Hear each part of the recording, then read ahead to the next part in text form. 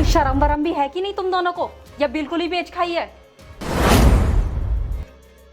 कि दिन में ही शुरू हो गए? अब क्या कहीं भागी जा रही है ये?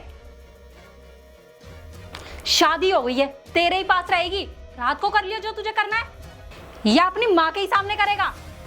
और बहू ये तो बेशरम है ही, तू तो समझदार है, तू तो समझा सकती है इसे, या तूने भी शर्म बेच खाई? अरे कम से कम दरवाजा तो बंद कर लेती, मेरे ही सामने कर रही है।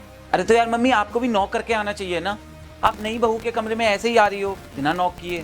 हाँ बस अब यही तो देखना बाकी रह गया कि अपने ही घर में दरवाजे बजाती फिरूंगी। अरे तुम आप पता कैसे चलेगा हमें कि आप आ रही हो कमरे में? अगर बिना नॉक किए आ जाओगी तो गलत क्या कह रहा हूँ मैं? आपको नॉक करके आना चाहिए, और इतना तो आपको भी समझना चाहिए ना, हमारी नई नई शादी हुई है, ये सब तो हो ही जाता है ऐसे। अरे तो रात में भी कर सकता है ना, कहीं भगी जा रही है ये? पता नहीं तुम आजकल के बच्चों को हो क्या गया है, बड़े छोटों का लिहाज ही करना बंद कर दिया है। अरे शादी तो हमारी भी हुई है, हमने तो कभी नहीं किया ये सब। अरे बड़े बूढ़ों का लिहाज भी करना होता है, ये नहीं कि घर में बड़े बूढ़े बैठे हैं और तुम दोनों लगे पड़े हो। शर्म तो बिल्कुल नहीं आ रही होगी, क्योंकि शर्म तो बिल्कुल बेच खाई है ना, बहू के ही सामने मुझसे इस तरह से बात कर रहा है। खैर तुझसे तो कुछ बोलना ही बेकार है, और तू खड़ी खड़ी मेरा मुंह क्या देख रही है? जाके किचन में काम कर लेना। जी मम्मी जी।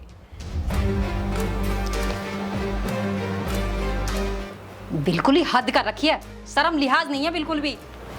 ठीक है मम्मी, ऑफिस जा रहा हूँ मैं, नमस्ते। अरे ये ले अपना लंच तो लेता जा।